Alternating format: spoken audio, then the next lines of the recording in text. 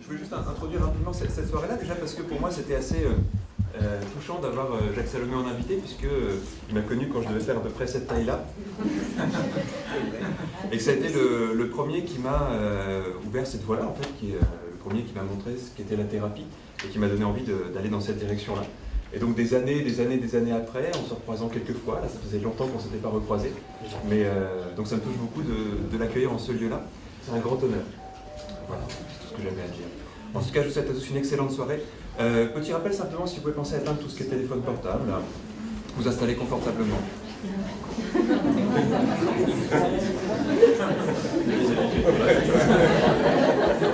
Bonne inspiration et bonne soirée à tous. Merci. Bon, je vais faire bien entendu très court parce que bien sûr vous êtes venus pour écouter Jacques Salomé. Simplement dire dans la continuité de Kevin que pour nous c'est vraiment un grand plaisir, un grand honneur que Jacques ait accepté de venir ici parmi nous, et donc pour développer aussi une conférence autour de la notion de thérapeute. Bien sûr, et dans la continuité donc, du travail que nous faisons et de la présentation donc, de ce que nous appelons grands thérapeutes, grands experts, enfin en tout cas des gens qui pour nous sont des grands hommes et qui nous ont éclairés, comme disait Kevin, et je crois qu'on peut dire de façon très simple et très évidente qu'il y a un avant, un après la communication, donc un avant, un après Jacques Salomé. Donc, sincèrement, c'est un moment tout à fait exceptionnel que nous allons vivre et merci beaucoup.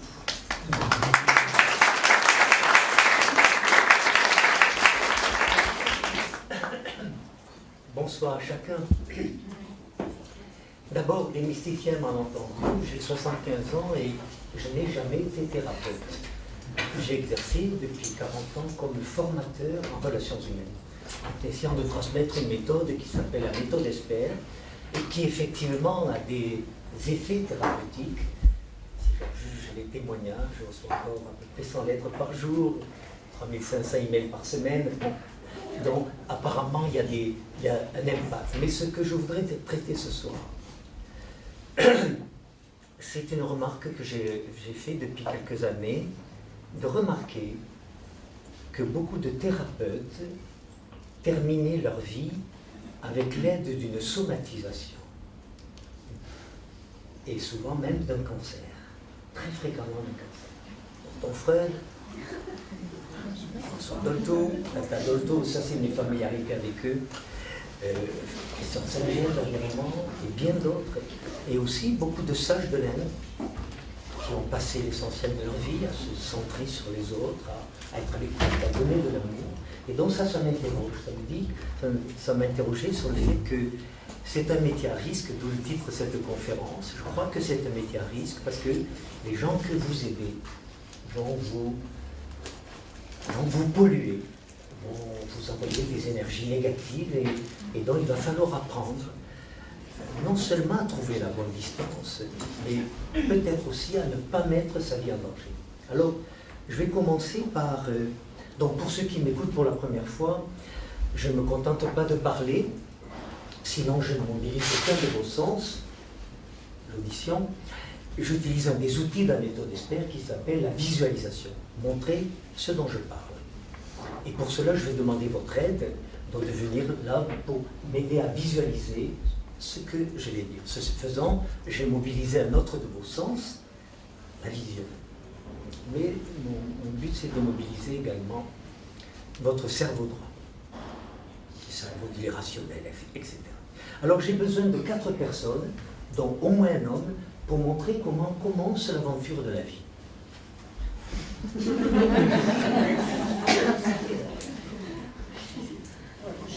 Ah oui, j'ai oublié de vous dire que ma grand-mère disait que le début du changement, c'était de bouger son derrière. Oui, c'est bon, c'est parfait. Ça, il n'y a que vous qui le savez.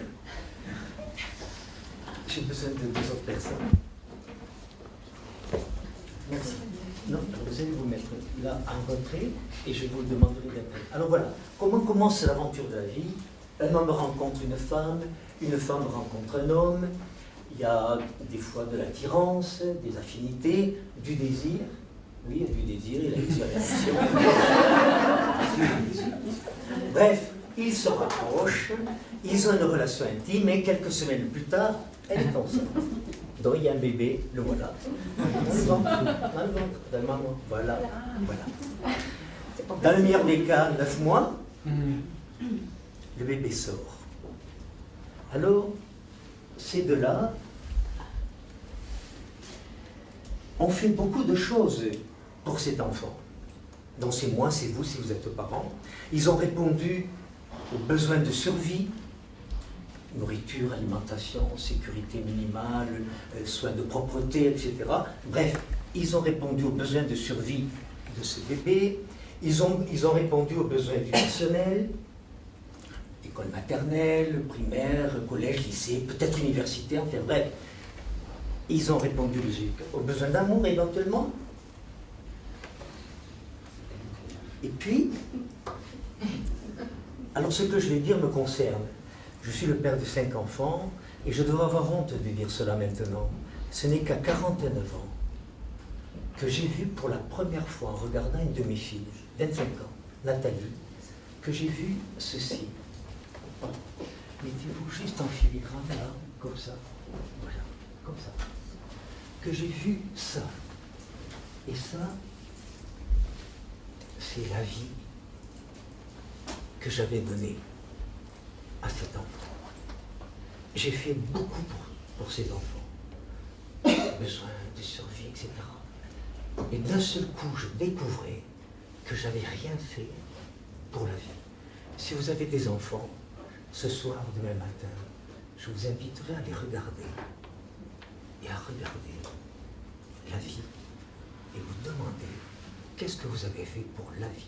Ça ne vise pas à vous culpabiliser, ça ne vise pas à vous angoisser, c'est simplement pour se poser la question parce que ça a été une révolution dans ma vie.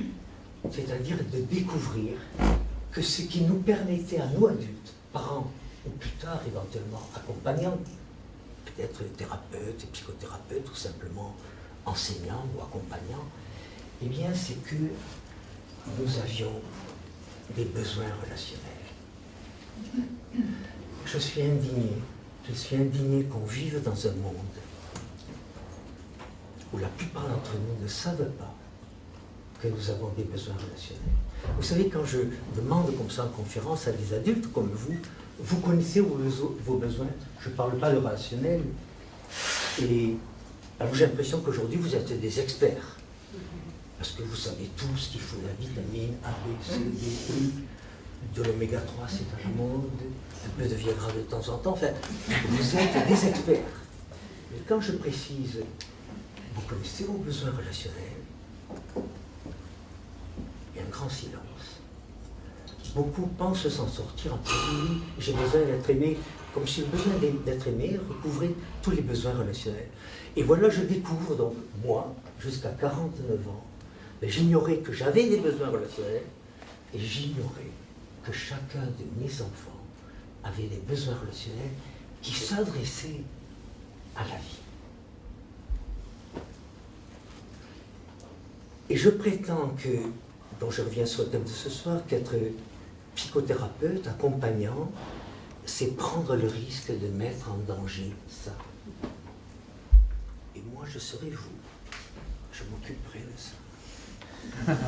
Si vous ne voulez pas vous en occuper, je suis très... C'est symbolique, c'est symbolique. Je vous invite à essayer de vous occuper, de prendre soin de la vie qui est en vous. J'en parle en connaissance de cause parce que pendant près de 40 ans, d'abord, je ne savais même pas que ça existait. Je n'ai pas pris soin de ma vie. J'étais un pilier d'hôpital, j'étais un expert en somatisation diverses, jusqu'au moment où j'ai découvert, à travers ma vie, s'il n'y a pas de hasard, elle est docteur en biologie, donc elle s'occupe des sciences de la vie, mais j'ai entendu ça très tard. Voilà. Alors, merci beaucoup. Je voudrais donc introduire mon propos ce soir, donc déjà bien vous présenter les 7 grands besoins relationnels. J'ai donc besoin de 7 personnes pour visualiser les 7 grands besoins relationnels que nous avons tous et que vos patients ont. Et je prétends qu'être psychothérapeute, eh bien, c'est être à l'écoute. Non seulement être à l'écoute des besoins relationnels de vos patients, mais leur permettre d'abord de les découvrir et de commencer à les prendre en charge. J'ai besoin de cette personne. Merci.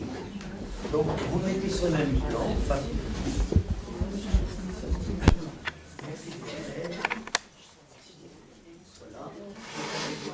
Voilà. Il me manque encore quelqu'un. Si quelqu'un écoute.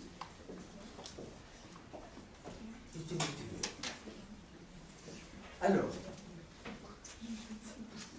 il y a le premier des besoins relationnels, besoin de se dire. Je vais les énoncer tous, et puis je vais faire un commentaire sur chacun d'entre eux.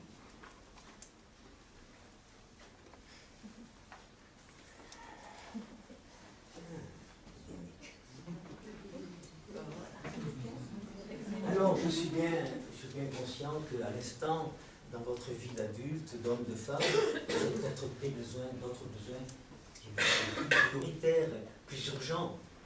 Peut-être besoin d'aller faire pipi, peut-être, qui commence à monter, là.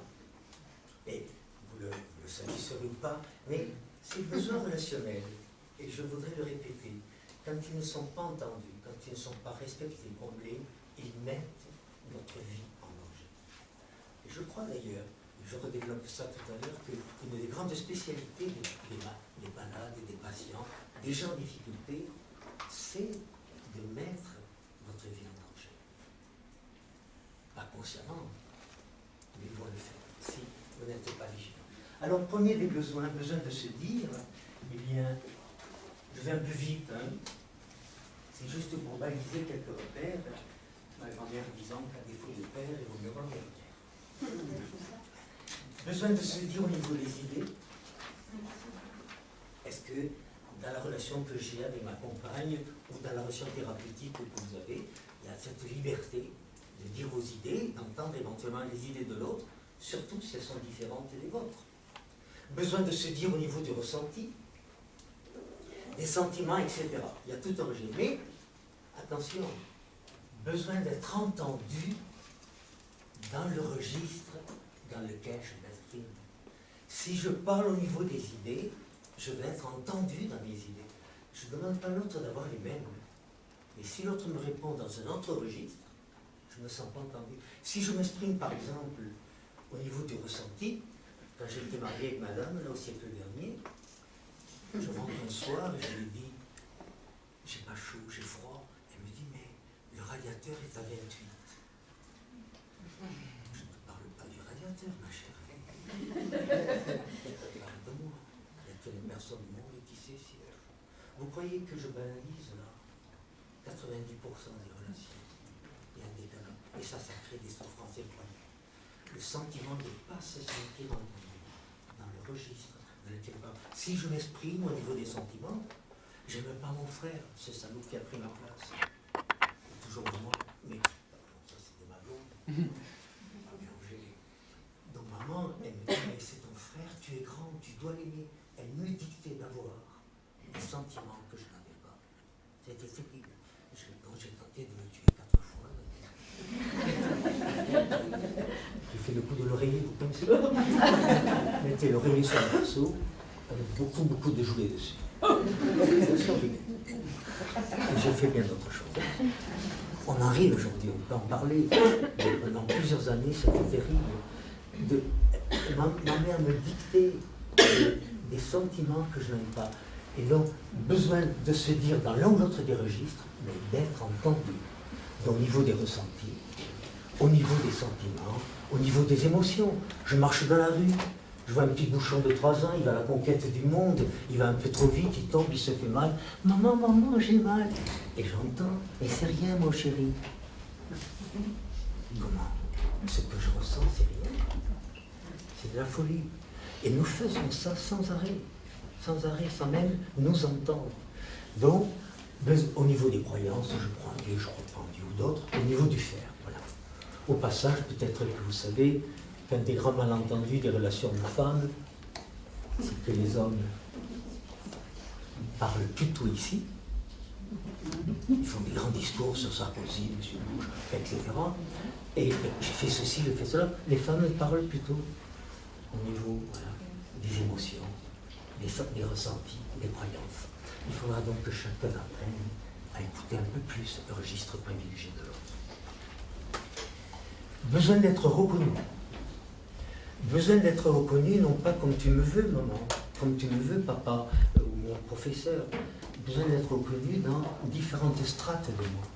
Je me souviendrai toujours de mon fils Bruno, qui est venu vers moi avec 4 photos de lui. Sur nos photos, il avait mis des taches d'encre, il avait froissé les photos. Il me dit, papa, tu vois que c'est Bruno-là, celui qui fait des bêtises à l'école, qui fait qu'on te convoque tous les jours. Mais je ne suis pas que ça, papa. Et il pratiquait déjà la visualisation. Il m'a montré une deuxième photo. Est-ce que tu sais que je suis le meilleur gardien de but de mon école? Une troisième photo.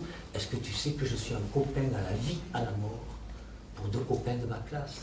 Et puis une 4e photo. Est-ce que tu sais que je suis le grand amour d'une petite Christelle dont je t'ai encore jamais parlé? Mais toi, papa, tu ne vois que ce truc-là. Besoin d'être reconnu. Vous voyez, si c'est ma blonde et que je la présente toujours, oh, vous savez, c'est une excellente cuisinière. Elle prépare le clafoutis comme personne. Peut-être qu'elle voudrait être reconnue autrement, ou comme un psychomachin chose aussi. Besoin d'être valorisé, j'avance un peu vite. Et valoriser, ça c'est un besoin qui est violenté dans notre culture. Pas uniquement pour ce que je fais, pour ce que je suis. Besoin d'être valorisé. Moi j'avais l'impression que j'étais valorisé par mes parents si j'avais fait mon lit, ce qui n'était jamais le cas, si je ne me disputais pas avec mon frère, etc. Mais jamais pour ce que j'étais. Je ne sais pas si c'est clair. Ça c'est un besoin qui est violenté. Besoin d'intimité. Vous avez remarqué que vos enfants mettent à un moment donné sur la porte, les forces d'entrée, frapper avant d'entrée, ils vous font la guerre. Papa, ferme la porte des toilettes quand tu fais pipi. Maman, ne te promène pas en petite culotte. Vous avez fait ça pendant 10 ans peut-être, mais à un moment donné, ils ont besoin. Voilà. Et ce besoin d'intimité se retrouvera bien sûr chez vos patients. Est-ce que vous décrochez votre portable quand vous êtes en consultation? Vous laissez l'intrusion extérieure se faire, etc. Est-ce qu'ils sont assurés que ce qu'ils vous disent ne sortira pas de la relation? Donc c'est un besoin qui est réactivé dans la vulnérabilité des problèmes, etc. Besoin de créer, d'influencer. Si j'apporte toujours les réponses, je ne réponds plus à ce besoin qui est chez chacun, de pouvoir créer, influencer. Je vais le dire, besoin de créer et d'influencer, et besoin de rêver, je vais le dire brutalement, ils sont assassinés aujourd'hui, ces 2 besoins. Ils sont assassinés. On a transformé nos enfants en consommateurs. Mais nous aussi. Moi, par exemple, juste comme ça, pendant 20 ans, je vidangeais ma voiture. J'achetais 4 litres d'huile. Aujourd'hui, je lève le capot. Je ne sais même pas où est le tuyau de l'huile. Il y a un ordinateur dedans, etc. Je suis devenu dépendant. Pendant des années, j'avais un lavabo qui fuyait, je prenais ma clé à griffe, je dévissais, je changeais de joint. L'autre jour, c'est arrivé, je commençais, le voisin m'a dit, mais vous savez, il n'y a plus de joint aujourd'hui, c'est un truc céramique, tout ça. Il a fallu que j'appelle le plombier, il a tout changé, lui. J'ai l'air de plaisanter, mais ça me met... Est-ce que vous savez, par exemple, que l'âge de l'indépendance a reculé de 10 ans en 100 ans? Il y a 100 ans, une jeune fille de 17-18 ans, un jeune homme de 17-18 ans, il pouvait subvenir à 80% de ses besoins. Aujourd'hui, pardonnez-moi, vous avez des grandes AD de 26 ans qui sont toujours chez papa-maman, auxquels on donne l'argent de poche avec laquelle ils achètent les cigarettes de la copine. Pas vous, hein, pas vous les autres. Donc, réhabilitons, nous avons besoin de créer. Et d'ailleurs, comme c'est un besoin, ils le font les jeunes, mais en détruisant. Je ne sais pas si vous avez remarqué les dégradations. Moi j'habite près d'Avignon, c'est pas une ville rouge, ou je sais pas, mais chaque fois que je descends sur ma voiture, là, il y a des gribouillis, là, etc., avec, vous savez, des tuyaux, je sais pas quoi. C'est très intéressant, hein, sauf que c'est sur ma voiture. Et besoin de rêver. Besoin de rêver que demain sera meilleur qu'aujourd'hui, qu'après-demain sera meilleur que demain. Souvenez-vous de votre jeunesse ou adolescence, vous couchez peut-être comme moi à 2 h du matin, vous réinventiez le monde, vous réinventiez l'amour. Aujourd'hui, les jeunes, ils ne font plus ça, ils ne croient plus. C'est pour ça d'ailleurs qu'ils détruisent le présent. Vous savez les chiffres, 150 voitures brûlées en France tous les jours, 900 à Noël, 700 au 14 juillet. Et tous les jours, à peu près 150 voitures. Je ne parle que de ça, mais il y a beaucoup de... Alors voilà, déjà, je vous invite à écouter ces besoins et non seulement les écouter chez vous, mais comme thérapeute, comme accompagnant, de prêter suffisamment l'oreille pour savoir si votre action va permettre à la personne que vous accompagnez de commencer à prendre en charge. C'est l'un ou l'autre de ses besoins. De développer des énergies, etc. Et de commencer l'un ou l'autre, mais voilà. Et je prétends que la vie là, je prétends que si vous faites ça, c'est ceci que vous nourrissez chez votre patient, mais aussi chez vous. Je prétends que c'est en répondant à nos besoins relationnels que nous prenons en charge la vie. Je ne sais pas si ce concept vous parle. Là. Vous savez d'ailleurs, vous regardez autour de vous, vous sentez bien qu'il y a des personnes qui ont, vous la sentez vibrer presque, vous la sentez scintiller, j'ai envie de dire, et d'autres, vous sentez bien que leur vivance est au fond des chaussures et basse, etc. Et d'ailleurs, quand vous êtes devant quelqu'un dont la vie est, laissez-vous, à minima, vous-même, il y a une sorte de pollution indirecte qui voilà.